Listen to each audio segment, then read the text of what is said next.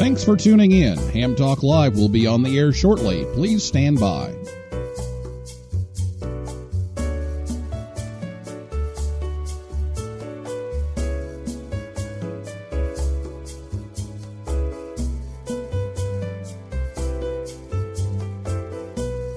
Thanks for tuning in. Ham Talk Live will be on the air shortly. Please stand by.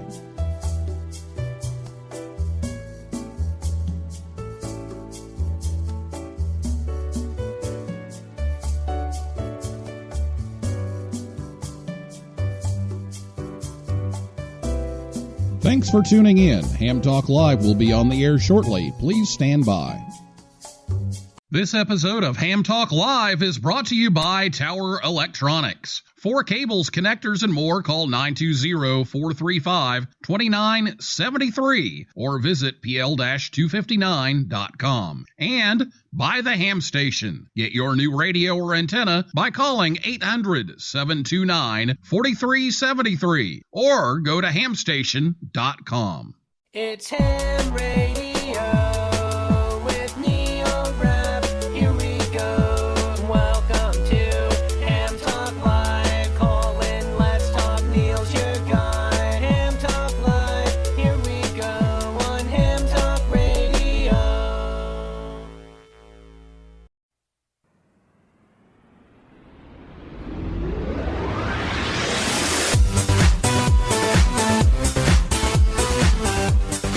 Good evening, everyone. This is Ham Talk Live, episode number 40. Last Man Standing producer John Amodeo, NN6JA, recorded live on Thursday, November 17th, 2016. I'm your host, Neil Rapp, WB9VPG. Thanks for tuning in to this episode of Ham Talk Live. Tonight we'll be joined by John Amodeo, NN6JA, the producer of the ABC television hit comedy Last Man Standing. And we'll take your calls live in just a few minutes. Last week, we had Open Lines Thursday. If you missed that show, you can listen anytime at hamtalklive.com, or you can catch it on iTunes, Stitcher, Google Play, TuneIn, SoundCloud, or YouTube. So get your questions ready to go about Last Man Standing, and after the introduction, you can give us a call. We'll let you know when the time is right to give us a call. But you'll call us on Skype at Ham Talk Live, or you can call us by telephone, and that number is 812-NET-HAM1. That's 812-638-4261. You can also go ahead and tweet questions now via Twitter. Our Twitter handle is at Ham Talk Live, and we'll be checking that throughout the show. So I'll be back with John right after this word from the Ham Station right here on Ham Talk Live. This episode of Ham Talk Live is brought to you by the Ham Station. For over 37 years, the Ham Station has sold new and used radios, antennas, accessories, and equipment to hams everywhere. Give Dan or Jeff a call at 800-729-4373 or order online at hamstation.com. Ham Station carries all the major brands like ICOM, Yaesu, and Kenwood, and they have a wide selection of radio scanners, MFJ accessories, Heil sound products, amplifiers by Mirage and Ameritron, Cushcraft antennas, and more. Easy online ordering is at hamstation.com or call 1-800-729-4373 to place an order and talk it over with the experts. The Ham Station, proud to sponsor this episode of Ham Talk Live. At Ham Talk Live, we have $1 million request guarantee. You give us $1 million, and we'll do a show about whatever ham topic you request. Guaranteed.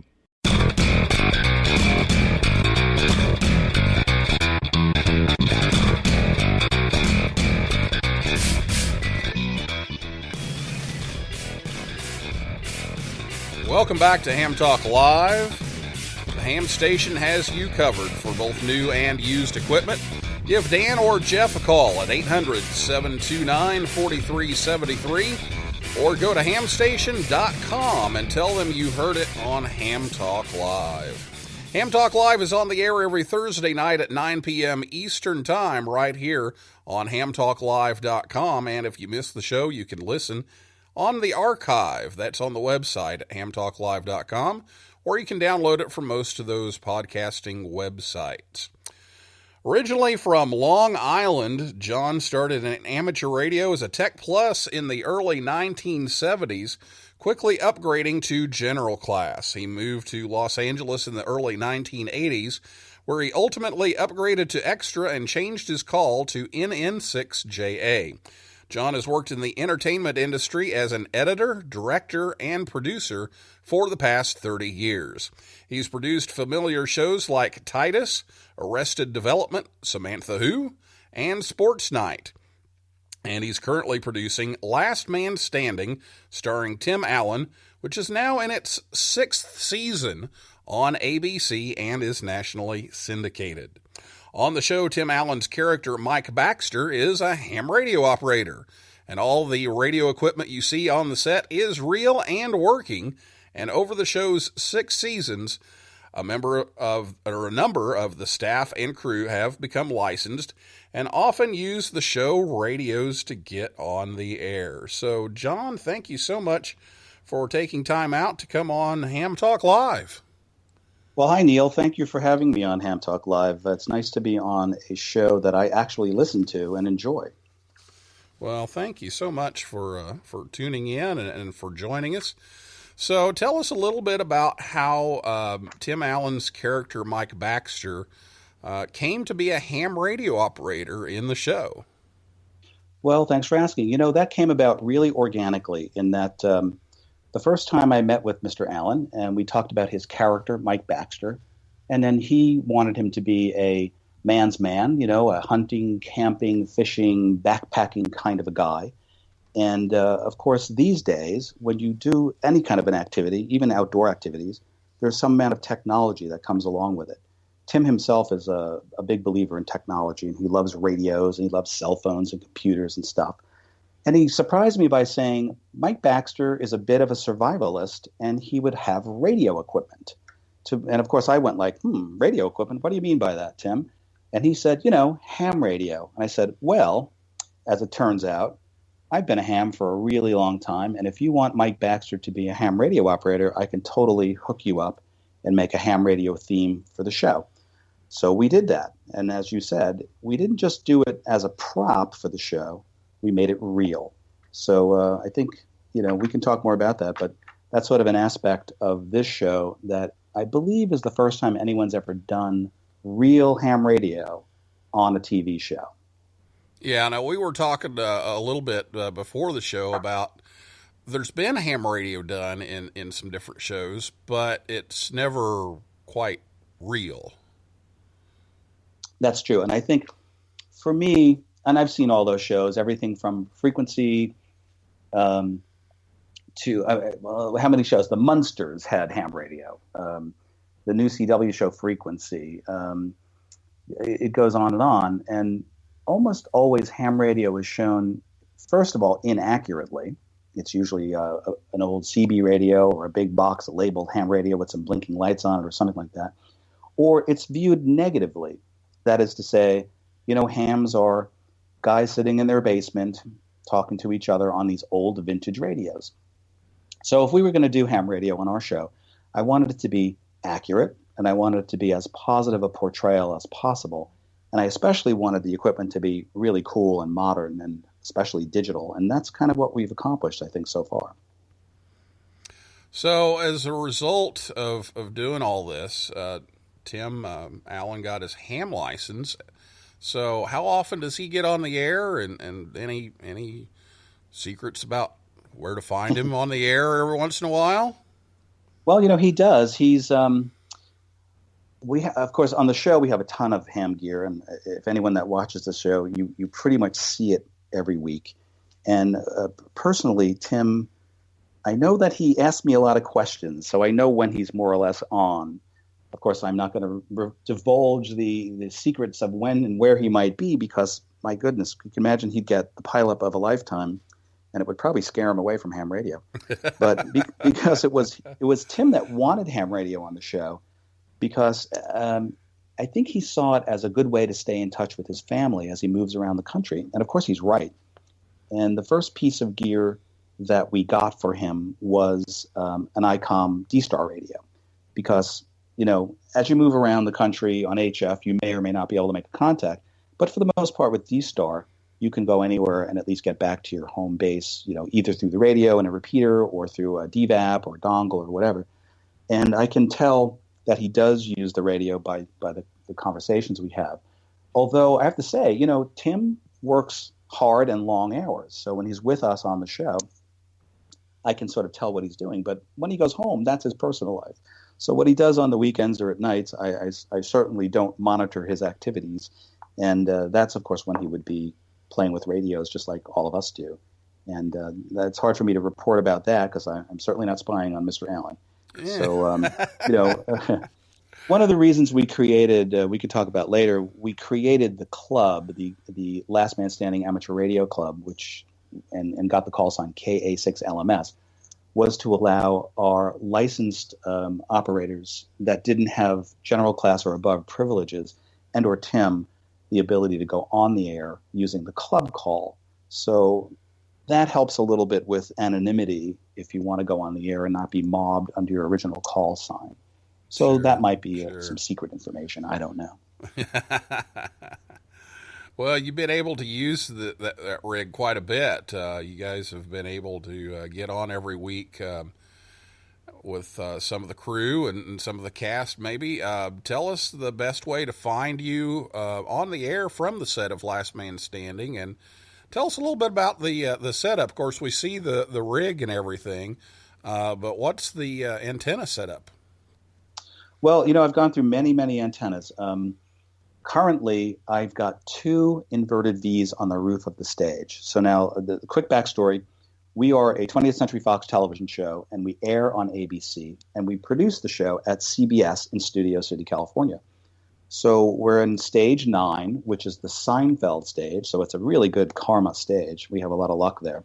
And it's about 60 feet high. So on the roof of that stage, I've got a 40-meter inverted V and a 20-meter inverted V, and they are radio waves, dipoles. And I'm using LMR 400 all the way up there because I like to keep as much power going up there as possible. And those cables come down to our ICOM IC 7700 in the Mike Baxter office in the fictitious Outdoor Man store.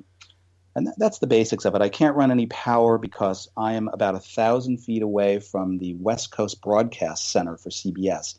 And they would probably frown on our operation if we took their nightly news off the air. That might cause a ruffle or two. Absolutely. And they've been amazingly, when you think about where I am physically and the ability to run ham radio, it's pretty wonderful. And it's mostly due to Tim Hawley, who's one of the engineers at CBS, who's an extra class and an old friend of mine who kind of helped us get permission to do all this stuff. But it's really worked great. We go on the air usually on Tuesday nights during our dinner breaks. The crew plays ping pong and listens to music, and we go over to the Mike Baxter radio, flip on the radio, and we work 20 or 40 meters. And we've also worked D-Star. And we only have about an hour and a half, and we'll, on average, make about 100 contacts. And I don't know of any other TV show that ever had a real live ham radio station transmitting from the set minutes before the actors take positions. I mean, when we're in Mike Baxter's office and we're transmitting, within about, let's say 30 minutes after we go QRT, the actors are standing right in front of those radios that you see on the air every week. So it's pretty exciting. Yeah, absolutely. And it sounds just like a grand time and a great place to come visit. And you've had several guests able to come out and visit the station. And you've got some people that I know real well that I've seen growing up. Tell us about your next guest family that's coming out to yeah, I'm very excited about it. On December 6th. Now we shoot our show on Tuesday nights, and we shoot in front of a live audience of about 200 guests. And on December 6th, the Lee family is coming out. Now, as if your listeners are not familiar, the Lee family is an entire family of ham radio operators.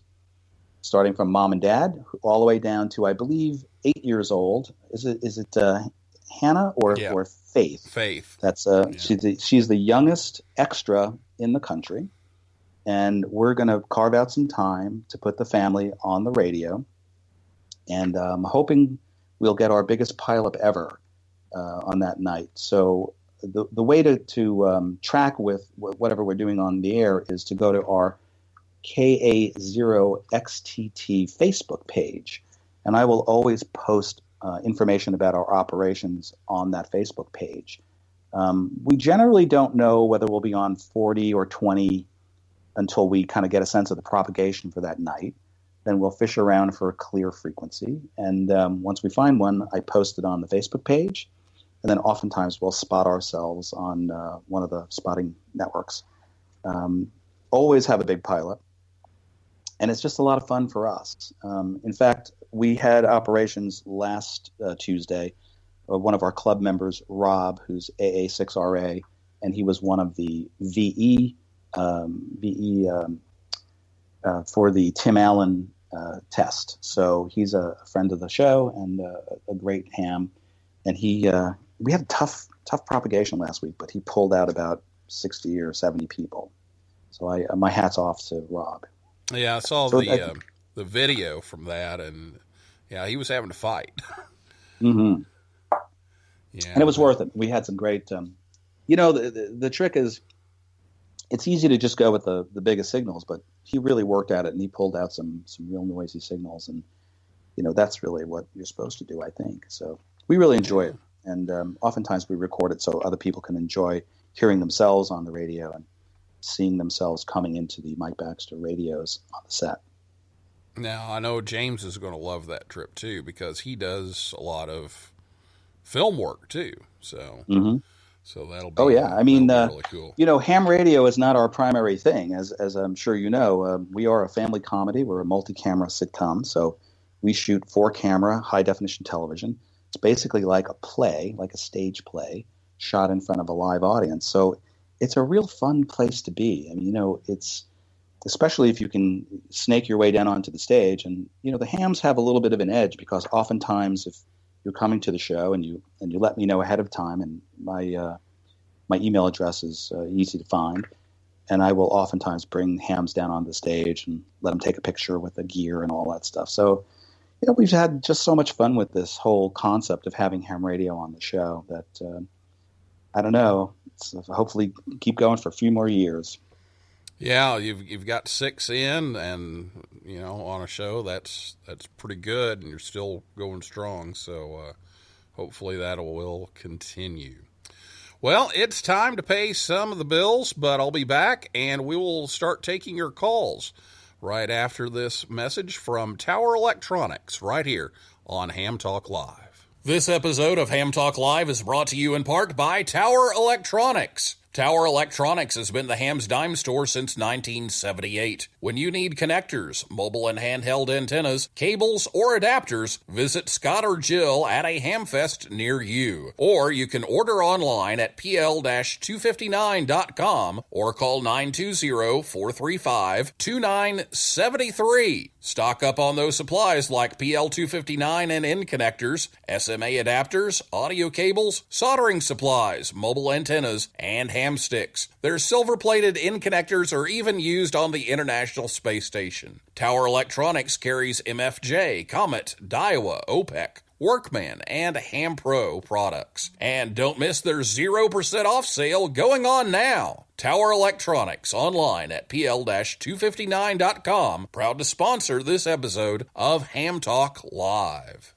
You're listening to Ham Talk Live with Neil Rapp. You get a 5-9. You get a 5-9. Everybody gets a 5-9. Join the conversation. Call us on voice with Skype at Ham Talk Live or give us a call at 812-NET-HAM1. That's 812-638-4261. Now, here's more Ham Talk Live. We'd like to thank Scott and Jill at Tower Electronics for sponsoring the show tonight to help bring you Ham Talk Live. They'll be at the Montgomery, Alabama Ham Fest on Saturday, and Okeechobee, Florida on November 26th. Call 920-435-2973 if you can't make it to one of those, or visit their website at pl-259.com and tell them you heard it on Ham Talk Live. Be sure to listen to Ham Talk Live every Thursday night at 9 p.m. Eastern Time right here on HamTalkLive.com. Also, check out our Facebook page and Twitter feed. Just search for Ham Talk Live. Well, it's time for your calls now. So if you have a question for John about the Last Man Standing show or the setup, give us a call at 812-NET-HAM1. That's 812-638-4261. 812-NET-HAM1. Give us a call. Or you can Skype us at Ham Talk Live, or you can tweet at Ham Talk Live. And you can also post on the comments there if you're listening on Spreaker. But if you have any questions or comments for John, why, go ahead and give us a call. Again, the phone number is 812-NET-HAM1. While we're waiting on the calls to come in, John, I want you to talk a little bit about how you feel the media deals with ham radio and what, as hams, we should be learning from that. Well, I'm glad you asked that. It's like, it's important for us to keep ham radio alive. And that means we need to attract young people, or people in general, to the hobby.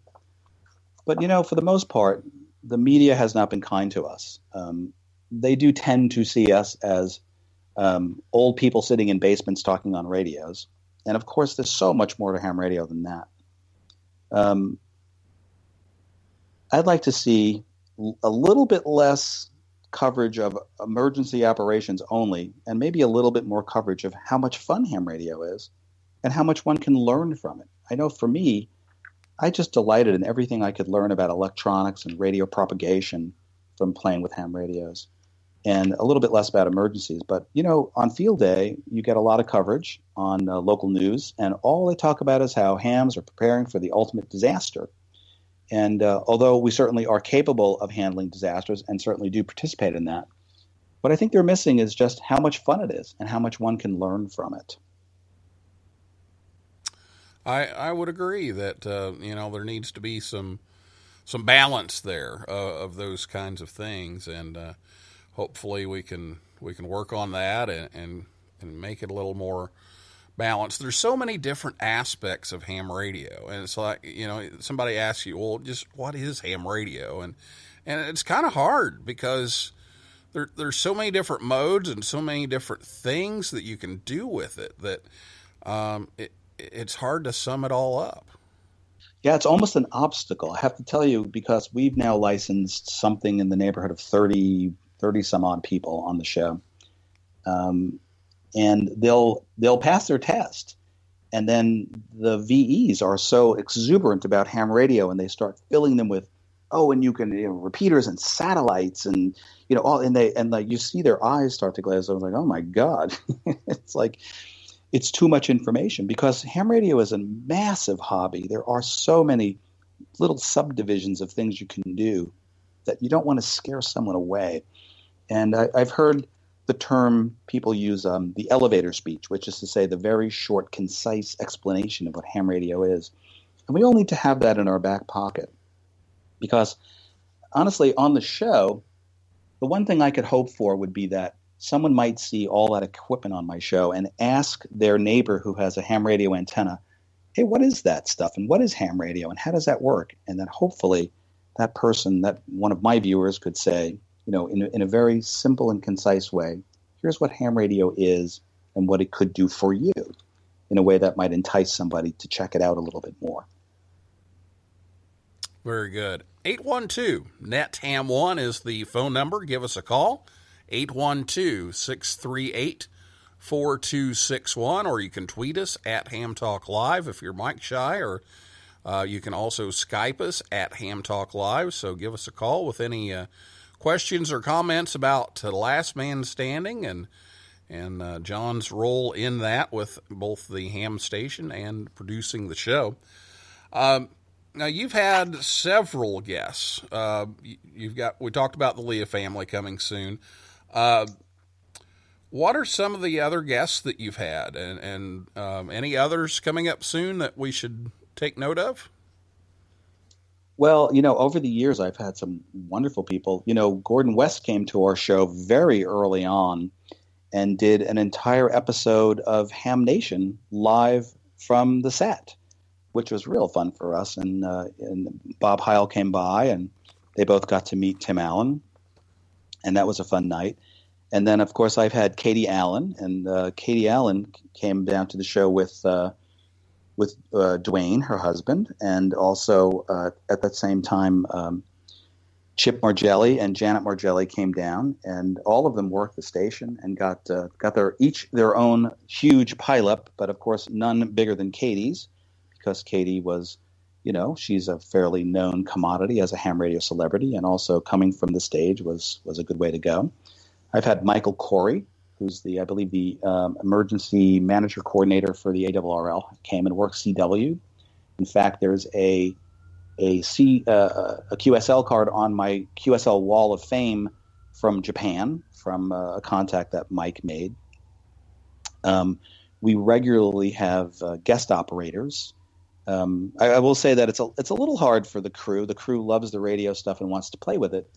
But when we're on the radio, we're minutes away from shooting the show, so it can sort of be distracting too. So it is helpful for me to have guest operators, and I've had a number of skilled guest operators, not the least of which is Rob AA6RA, who was there last week. And in fact, you can see a video of Rob on our KA0XTT Facebook page. Kind of a fun night. So we use it as best we can, and we get as many people on the air and as many contacts as we can possibly make.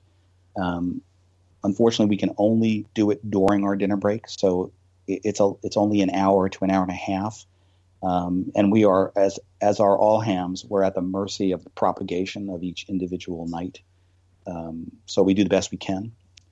We've worked 20 meters. We worked 40 meters. We had a couple of weeks ago, we had Ed and Amy, who are part of the D-Star Info organization, working D-Star.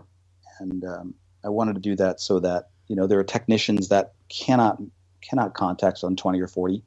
And 10's not such a good band for us at night on the stage, as you can imagine. Sure. So that gave the technicians a way in. But I think our goal is to work as many modes and as many bands as we can, so everybody has a shot at us. Oh, that's great. I appreciate you doing that. And I'm sure speak for a lot of others that appreciate you taking the effort to make all of that happen.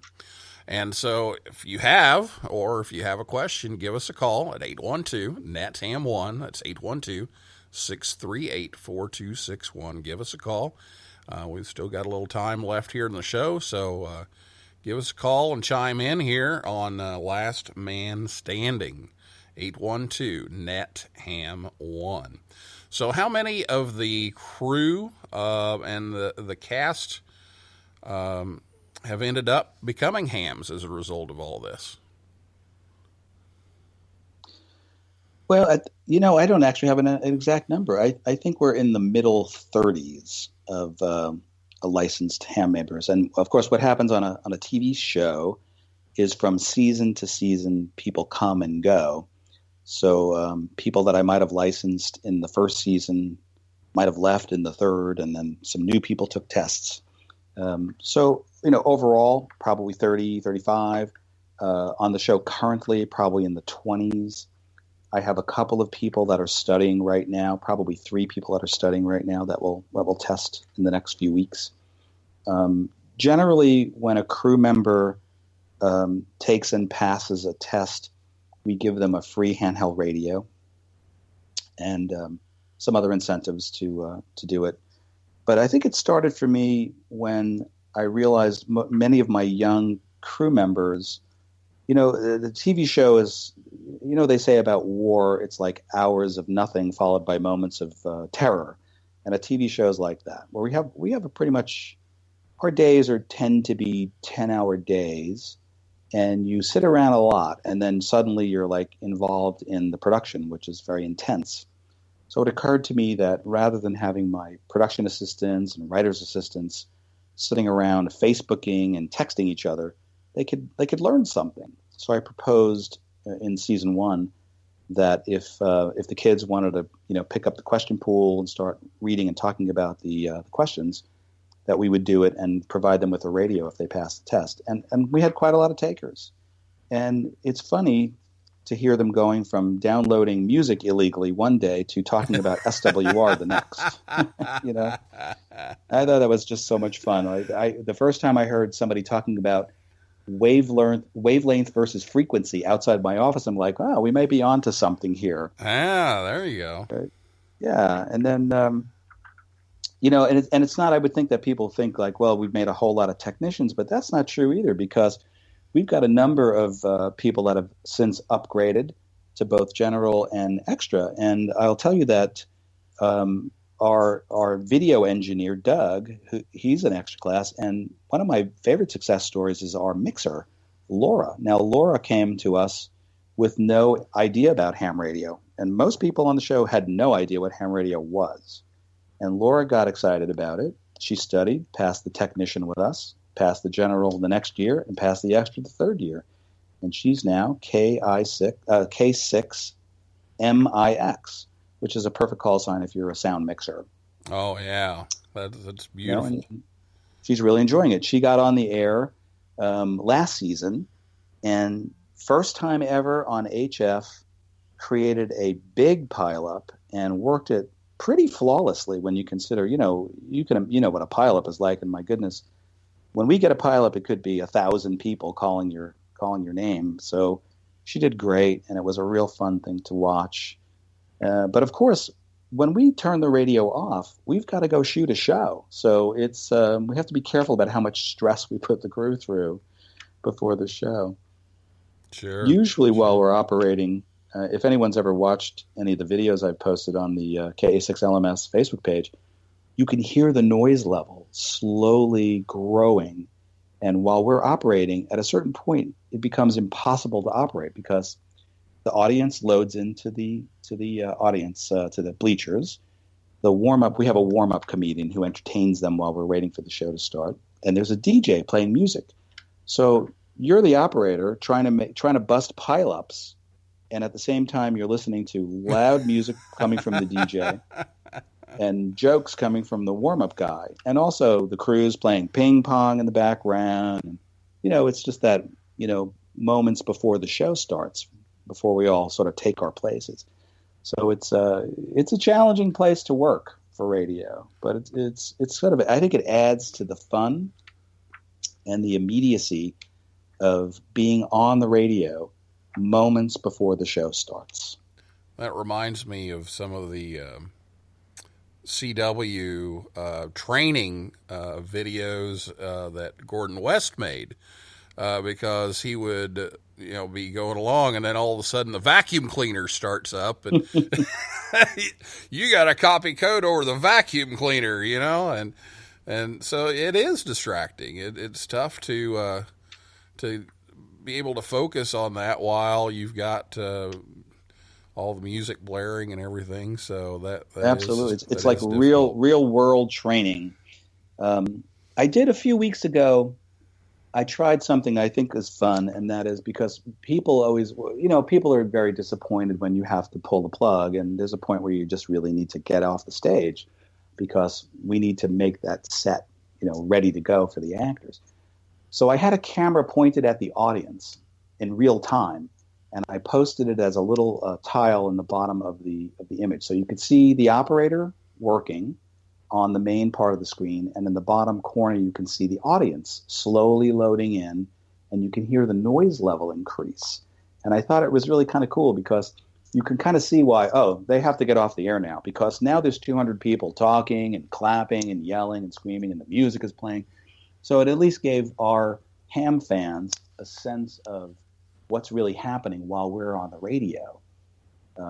Now if you're on CW with headphones, it's not so bad. But if you're on SSB, it's kind of hard to keep talking once you're hearing loud music playing in the background with the audiences cheering.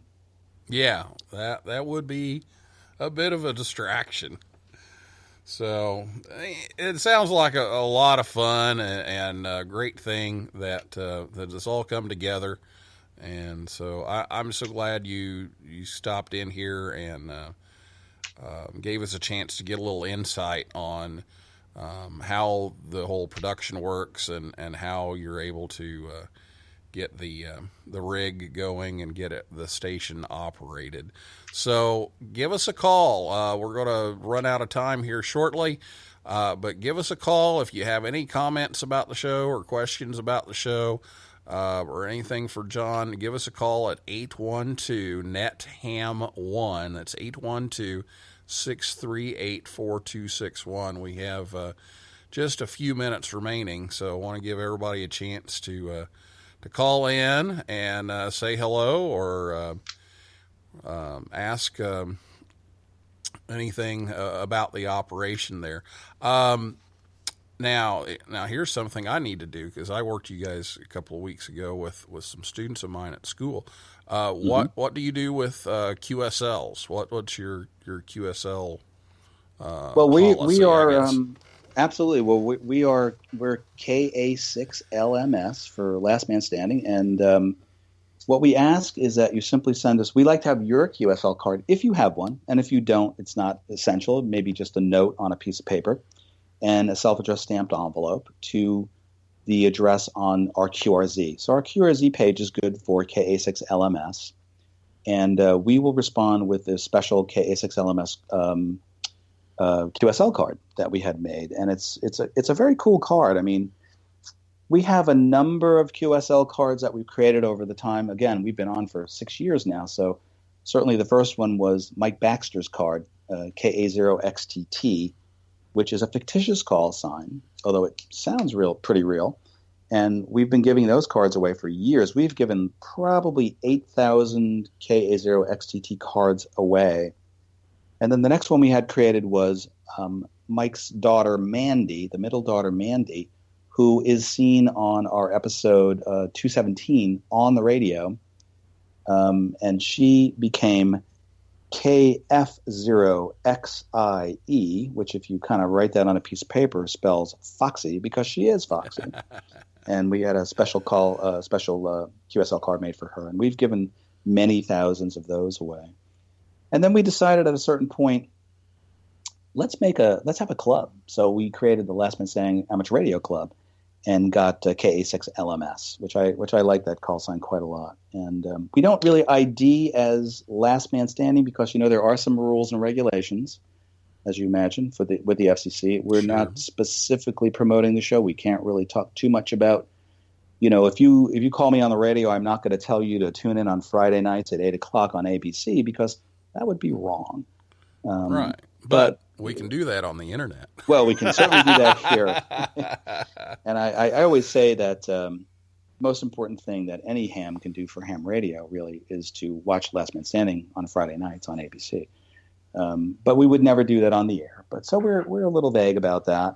But I think that, the hams know where we are and know who they are. I think they delight in seeing the radio equipment on the set and just knowing that it's real and that it all works. It's kind of an unusual thing. I don't know anybody that's done it, but it was a lot of fun for me to do personally. I installed it all myself, climbed onto the roof of the stage, put up the antennas, balanced them with my Comet CAA 500 antenna analyzer, and made them. I mean, I don't know that I've tuned any antennas in my life any better than those. They're completely flat SWR. And with the IC 7700, we're putting at about 200 watts. So I think we're ahead of the game, and we make a lot of contacts. I'm happy for everyone that tries to contact us, and we do the best we can to dig everyone out. Even if you're not a strong signal, call us, and we will try our best to contact you. Send us a SAISY, get our QSLs. It's we do it for a reason. We do it because we enjoy it, and because we have a love of ham radio, and we want to try to keep this great hobby going as long as possible before the cellular companies try to horn in on our spectrum. Take all the spectrum away. Absolutely. Mm-hmm. Well, we do have a picture of the KA6 LMS QSL card on our Facebook page and Twitter feed, so you can check that out. We do have a tweet here from Mike Wood. He was referring to the working the pile-ups with all the stage noise. It said, "My dad learned CW in the British Army with instructors that were whacking canes on tables to distract them."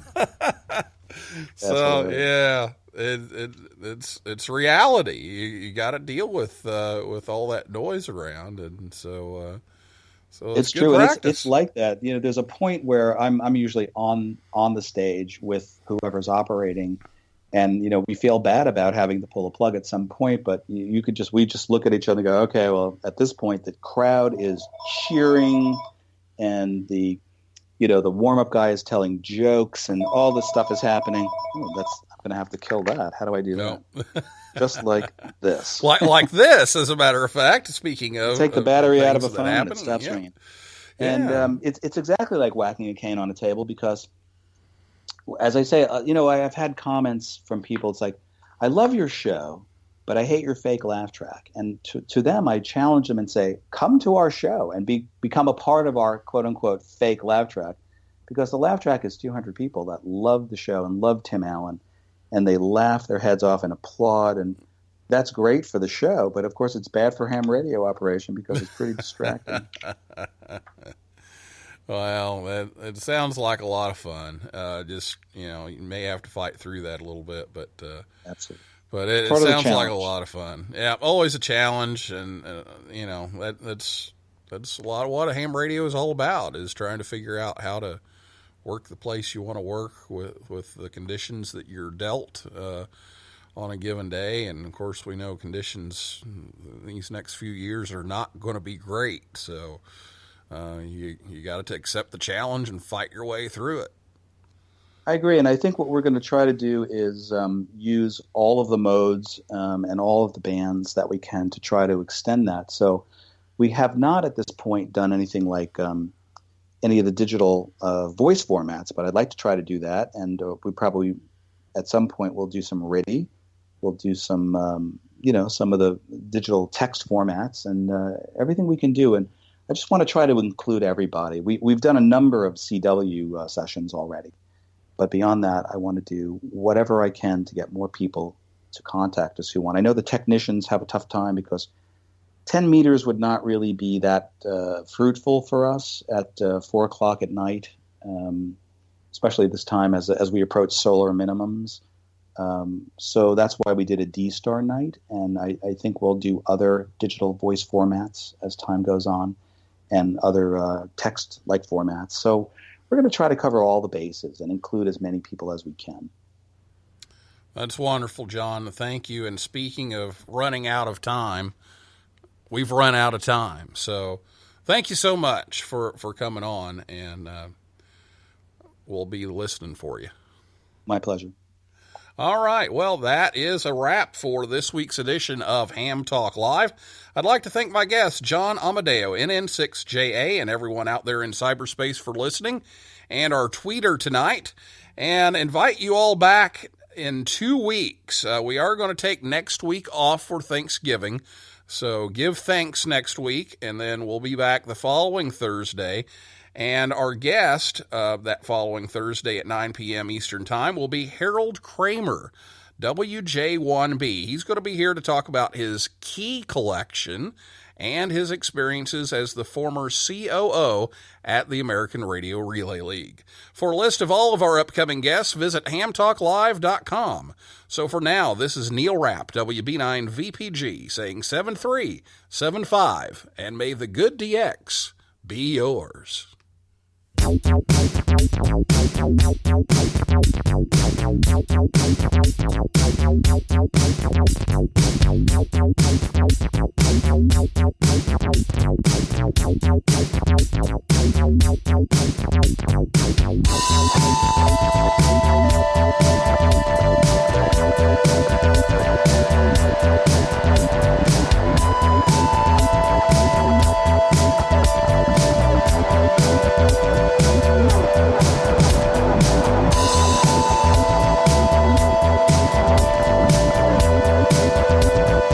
Seven three luck from Ham Talk Live.